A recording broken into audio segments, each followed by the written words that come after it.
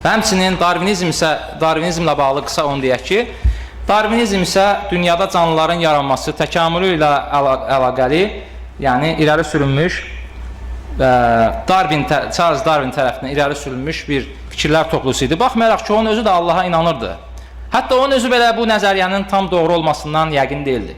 Müxtəsər olaraq, yəni, görürük ki, Darwinin özü belə Allahın varlığını qəbul edirdi. Sadəcə o təkamül prosesi ilə dünyanın yaranmasını gətirirdi, izah etməyə çalışırdı. Təbii ki, biz bilirik ki, elm sahəsində nəzəriyyələr çoxdur və bunu müxtəlif elmi institutlarda işləyən şəxslər də çox gözəl bilirlər ki, nəzəriyyə nəzəriyyədir. Bugün düz ola bilər, 100 il sonra, 50 il sonra onu inkar edən, başqa nəzəriyyə gəldikdən sonra onu tamamilə alt-üst edəcəkdir. Bunu hər birimiz çox gözəl bilirik. Ona görə də təbii ki, Darwin getdikdən sonra elə qərb dünyasından onun nəzəriyyəsini inkar edən, ona rədd verən bir çox elm xadimləri olmuşdur. Xülasə olaraq,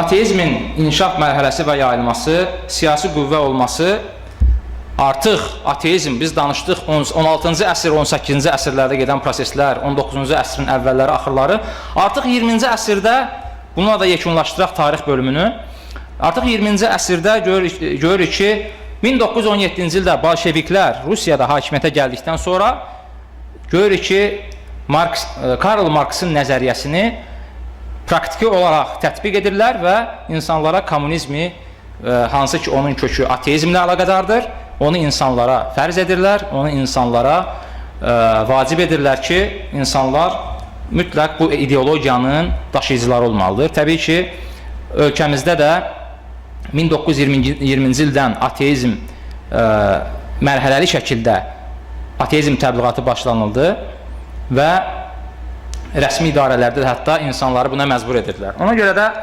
xülasə mütəxəssislər ateizmin ən uğurlu dönəmini, təbii ki, dırnaqarası uğurlu dönəmi 20-ci əsr olduğunu deyirlər ki, artıq ateizm siyasi qüvvə kimi dünya arenasına gəlmişdi, lakin bu çox sürmür və 1990-cı illər, 89-cu illərin axırları artıq Sovet hökuməti özünün gətirdiyi qaranlıq dəyərlərlə bərabər uçuruma yuvarlanır